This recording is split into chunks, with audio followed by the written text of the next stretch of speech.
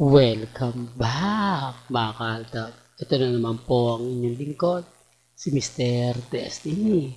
At magbibigay tayo ng pinakamagandang update po ngayon sa social media. Ang pinag-uusapan po ngayon ay yung bed scene o yung kissing scene at bed scene ni na Alden Richards at ni Catherine. Ito yung patunay. Pinalala lang po ng mga Katden fans.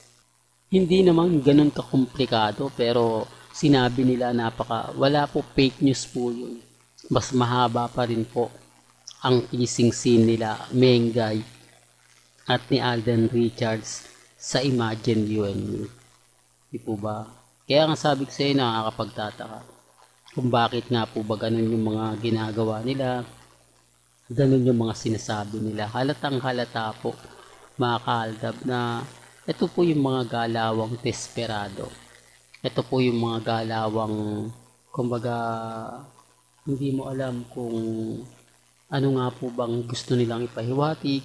Hindi mo alam kung ano nga po ba yung gusto nilang ibato na keso ganito, keso ganon. Po ba? Sabi ko nga po sa inyo, ako, may kanya-kanya tayong pananaw. May kanya-kanya tayong opinyon. Sinasabi ko lang po dito, mga kaaldab, kung ano nga po ba yung napapanood natin at ano nga po ba yung nakikita. Nagulat nga po ako, mga kaaldab, bigla siyang nag-hype. Pero kung titignan mo naman, wala naman po talagang kakwenta-kwenta. Pero kapag ang balita nga naman talaga iba na, di po ba? Sabi ko sa inyo, talagang pinapahype lang po nila. Sinasabi nila na ganito ganyan, parang nga po yung iba manonood para lalong kumita, di po ba? Ayan na, lumabas na naman po sa isang balita ni Lar Santiago na klaro-klaro po, di po ba, na talagang gagawa nga po ng bagong record ang pelikula nila Alden at ni Catherine. At ito pa po yung sinasabi ko sa inyo, muli daw na buhay ang pelikulang Pilipino. Po ba? Kasi hindi naman po kumita pelikula ni Marian. Hindi naman siya ganun ka-hype. Kaya nga sabi ko sa inyo, ako hindi po tayo namimilit, ha.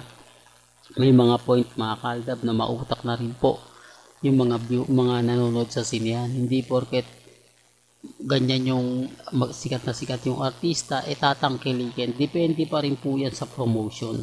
Depende pa rin po yan sa pagpapahype. Depende pa rin po yan sa mga fans. Kasi kay Alden talagang full support naman ang ginawa ng mga fans. Tapos ang pinakamalupit pa nga po ito, yung mga issue. Di po ba na keso ganito, at 2 buwan po nagbenta ng ticket. Ito yung kagandahan at kahusayan nga po ng team ng management. Yung tipong alam nila na kikita, alam nila na maraming manonood, alam nila na tututukan to ng mga ilang netizen. Kasi nga po, mga kaaldab, hype na. Di po ba?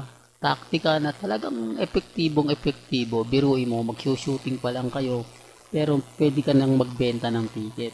Hindi pa nagsisimula yung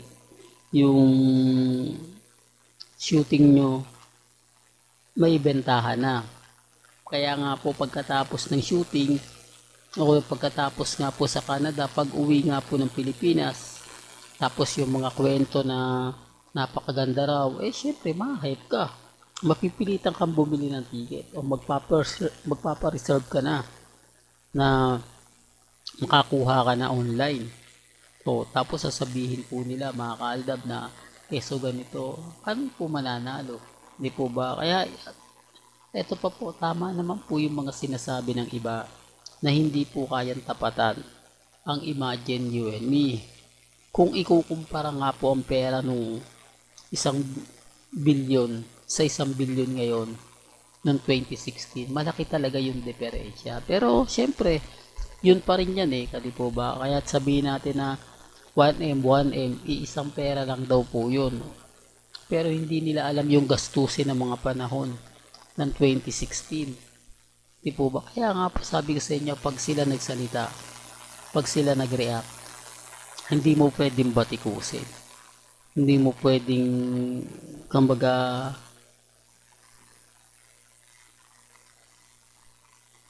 basagin. Yung tipong kailangan lahat ng sinasabi nila sasang-ayon ka. Yung mga sasabihin nila kailangan alam mo. Di po ba? Kaya nga sabi ko sa inyo, affected ka pa eh. Affected talaga mga kaaldab. Pero okay lang yan. Alam naman po natin mga kaaldab na may mga bagay-bagay po na mahirap nga po talagang ipaliwanag. May mga bagay-bagay nga po na Aldab Nation lang o tayo lang po makakaintindi. Kaya ang sabi ko sa inyo, nasan ngayon si Maine? Anong ganap kay Maine? Hindi po ba wala? Wala siyang ganap, wala man lang siyang ganito ganyan. O, may pagtulong nga po sa District 1, pagbibigay ng mga ayuda sa mga nasalanta ng bagyo, sa mga creek na umangat yung kumbaga inabot ng mga baha sa District 1. Wala, kay Congressman RQ pa rin yung wheels ni Congressman, di po ba? Alam niyo si Congressman talagang napakaano sa tao niya, pero bakit nga po ba hindi lagi kasama si Mengay? Di po ba? Doon pa lang mapapaisip na po kayo eh. Pero hindi po tayo namimilit ha. Sabi ko nga po sa inyo, dito po sa channel ni Mr. Destiny, wala pong pilitan.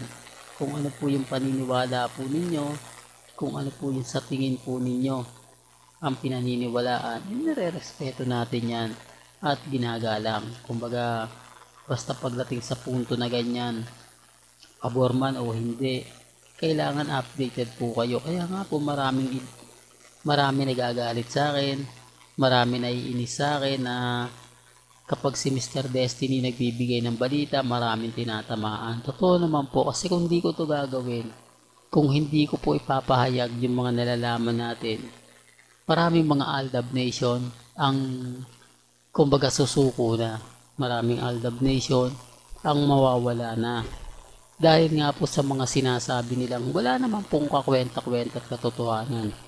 Kung ang pagbabasihan lang po talaga social media at wala naman pong pruweba po ba, pero sa mga nakapanood po, sa mga nakasaksi sa kissing scene nila Catherine at ni Alden Richards, kayo na po makapagsasabi.